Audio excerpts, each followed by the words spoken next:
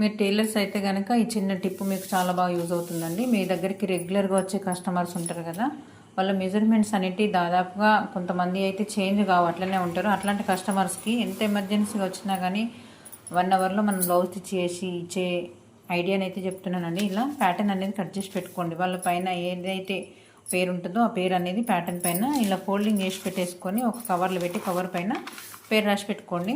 ఇది పలానా వాళ్ళది అని చెప్పానని వాళ్ళ అదే కస్టమర్ రాగానంటే ఈ పేపర్ కాకుండా కొంచెం మందంగా అట్ట ముక్క లాంటిది కట్ చేసి పెట్టుకున్నట్టయితే అది ఎప్పటికీ అట్లనే ఉంటుందండి. లేదంటే కొంచెం పాలిస్టర్ క్లాత్లు ఉంటాయి కదండి, 20 రూపీస్ పీసెస్ అని చెప్పి బయట దొరుకుతాయి. అట్లాంటి పీస్ కట్ చేసి పెట్టుకున్నా కానీ ఆ కస్టమర్ రాగానే ఆ ముక్కలు వేసి మనం కటింగ్ చేసుకుంటే కటింగ్ తొందరగా అవుతుంది, దాంతోపాటు స్టిచ్చింగ్ కూడా ఫాస్ట్గా అయిపోతుంది.